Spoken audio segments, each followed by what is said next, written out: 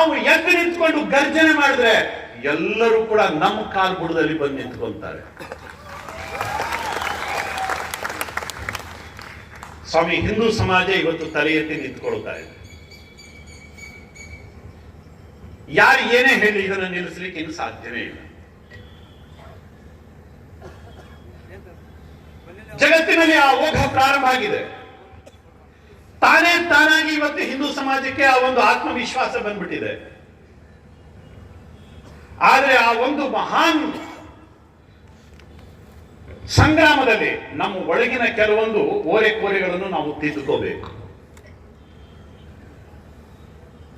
ಶಕ್ತಿಗೆ ಮತ್ತಷ್ಟು ಪುಷ್ಟಿಯನ್ನ ಕೊಡಬೇಕು. ನಾವು ನಮ್ಮಲ್ಲಿರ್ತಕ್ಕಂತಹ ಜಾತಿ ವ್ಯವಸ್ಥೆ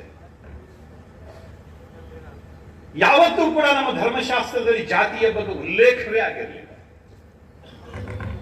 ಯಾರಾದರೂ ಪಂಡಿತರಿದ್ರೆ ನನ್ನ ಎದುರುಗಡೆ ಬರಲಿ. ಜಗತ್ತಿನ ಯಾವುದೇ ಗ್ರಂಥಗಳಲ್ಲಿ, ಹಿಂದೂ ಧರ್ಮ ಗ್ರಂಥಗಳಲ್ಲಿ ಜಾತಿಯ ಬಗ್ಗೆ ಉಲ್ಲೇಖವನ್ನೇ ಮಾಡಿಲ್ಲ.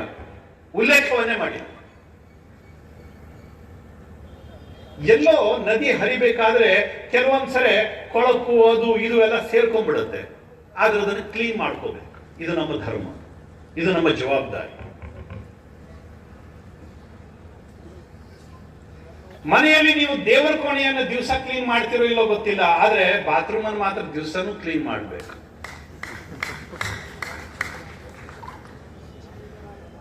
ದೇವರ ಕೋಣೆಯನ್ನು ದಿವಸ ಕ್ಲೀನ್ ಮಾಡಿದ್ರೆ ನಿಮ್ಮ ಮನೆಗೆ ಏನು ತೊಂದರೆ ಆಗುದಿಲ್ಲ. ಆದ್ರೆ ಬಾತ್ರೂಮ್ ಅನ್ನು ಕ್ಲೀನ್ ಮಾಡದಿದ್ರೆ ನಿಮಗೆ ಮನೆಯಲ್ಲಿ ಕೂತ್ಕೊಳ್ಳಿಕ್ಕೆ ಆಗುದಿಲ್ಲ.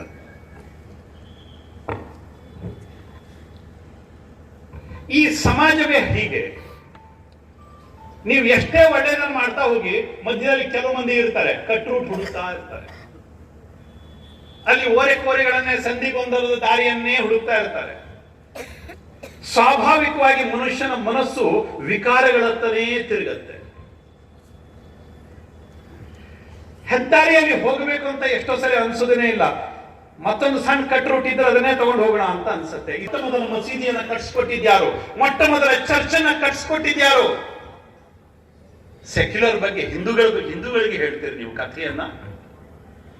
ಅವತ್ತು ನಿಮ್ಮ ಕಾನೂನಿನ ಪುಸ್ತಕ ಇರಲಿಲ್ಲ ಕಣ್ರಿ. ಅವತ್ತು ಯಾರು ಕೂಡ ಸೆಕ್ಯುಲರ್ ಪಾಠ ಮಾಡುವಂಥವ್ರು ಯಾರು ಇರಲಿಲ್ಲ. ಆದ್ರೆ ಅವರನ್ನ ಕರೆದು ನಾವು ಇಲ್ಲಿ ಮಸೀದಿಯನ್ನ ಕಟ್ಕೊಟ್ವಿ, ಚರ್ಚನ್ನ ಕಟ್ಕೊಟ್ವಿ. ಇದು ಹಿಂದುತ್ವ, ಇದು ಜಾತ್ಯತೀತತೆ. ಎಲ್ಲಿ ಹಿಂದೂ ಗಟ್ಟಿಯಾಗಿಯಾನೋ ಅಲ್ಲಿ ಜಾತ್ಯತೀತತೆ ಇರುತ್ತೆ. ಎಲ್ಲಿ ಹಿಂದೂ ದುರ್ಬಲ ಆಗ್ತಾನೋ ಜಾತ್ಯತೀತತೆ ಹೆಸರಿಗೆ ಮಾತ್ರ.